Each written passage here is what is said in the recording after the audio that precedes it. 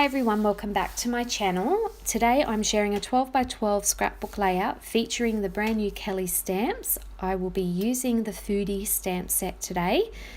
There it is there, gorgeous little stamp set. I've already prepped my background, so I've put that pattern paper on the angle, trimmed it off, and the offcut I've just placed up in that top corner. I've pulled out the Yum stamp from that stamp set, and I'm going to be creating a border with that stamp along that edge of the pale pink pattern paper. So just doing a practice stamp, and then I will stamp that the whole way along. I won't make you watch me stamp all of it, and we'll just do a couple and then we'll jump ahead. So once I've stamped that, because that pattern paper is slightly higher than the background cardstock, you get a little bit of a white line where the stamping meets the pattern paper. So I'm just grabbing my black pen and filling that in. And then I will go back and add 3 dots after each word Yum. Once that's done, I'll pull out my mini Misty because I'm going to actually create an embellishment and stamp on a tag. Now in that stamp set there's a circular stamp with a knife and fork, and around it it says yummy. So I've pulled that one out, and I'm going to use my circle punch to punch that a bit later. The thing with the mini Misty is it's not necessary. I have a tremor, so I'm not the world's neatest stamper, and when I want a really crisp image, the mini Misty aligns it perfectly for me, so I can stamp it more than once. I'm okay if I get a good image straight up, but if I have to go back and stamp over that, even with a clear acrylic block, yeah, it's not going to be perfectly aligned. So the mini Misty does that hard work for me. So I've stamped this circular stamp a couple of times, and then I'll set that aside and we'll come back to that in a moment. You'll see the little tag I'm going to be stamping on is tiny. It also has a slick surface. Not a good combination for me, so I definitely want to use the Misty for this.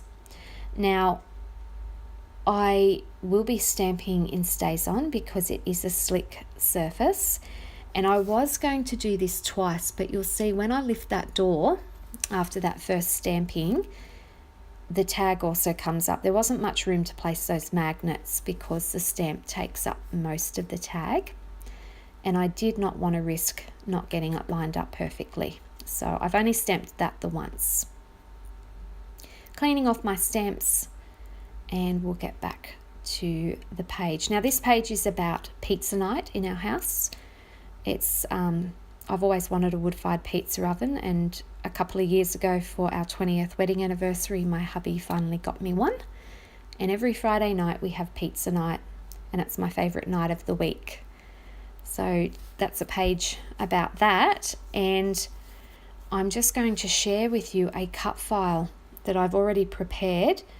That cut file is a slice of pizza, and it's from the Cut to You by Gwen Ruck store. And I've just prepared that ahead of time so that this is not too long of a process video. So I'm going to use that other offcut to back my photo. First of all, I've added some tissue paper, and because the yellow's up in the top corner as well, that yellow paper, I didn't want the piece behind the photo to be as bold. So I've backed my photo first with the tissue paper, and that will slightly mute out that boldness of that yellow. So trimming that down, and then I'll add that bit of yellow pattern paper behind there.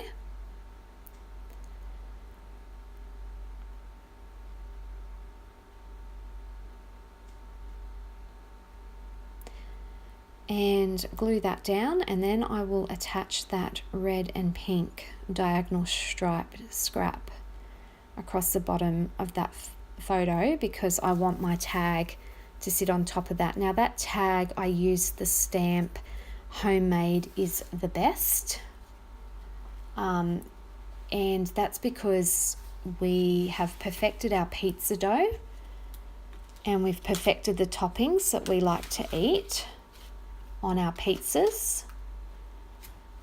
So they are definitely 100% homemade. So I'm popping that tag up on some foam tape and I'll pop that over that scrap piece of paper. Now here's that circular stamp. I'm getting my circle punch and stamping it out because I found a pale pink semicircle chipboard arrow that fits perfectly around that stamp. Now that little arrow is from the Felicity Jane summer chipboard set. Just going to trim off the bottom, pop it up on some foam, and that will tuck in just above the photo as well. So I'll get that placed down where I want it, and then I will stick my photo down to the background. I'm going to pop that up on some fun foam as well, which is not as high as the foam tape, but it just gives it that little bit of lift off the page as well. I'm happy with that, so let's get that glued down. And then we can move on to that cut file. So cute.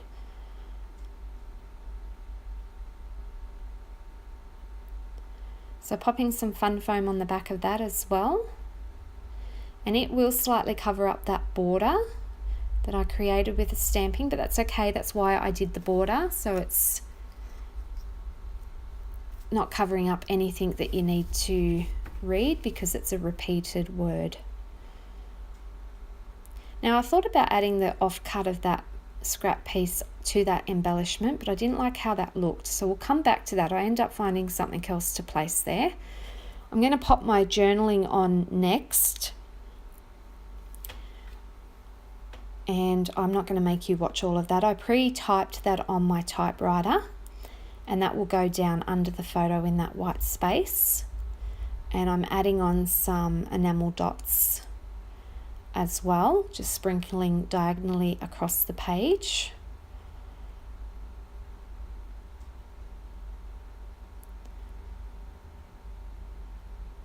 So here's my journaling, just trimming it down. And then I'll use my tape runner to stick those strips down.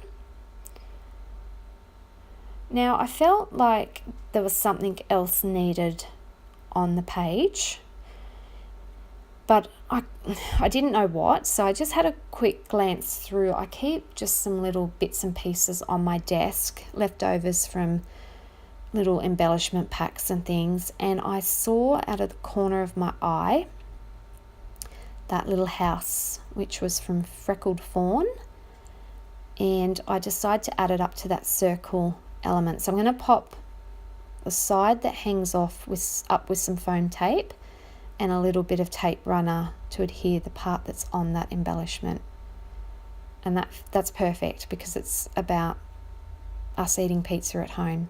So there's the finished page. Be sure to go to Kellie's site and check out. The link is below. You do not want to miss out on these stamp sets. They're so versatile, and they'd be great for not just layouts and traveller's notebooks and Project Life, but if you're a planner too. I don't plan, but these stamps would be perfect for planning as well.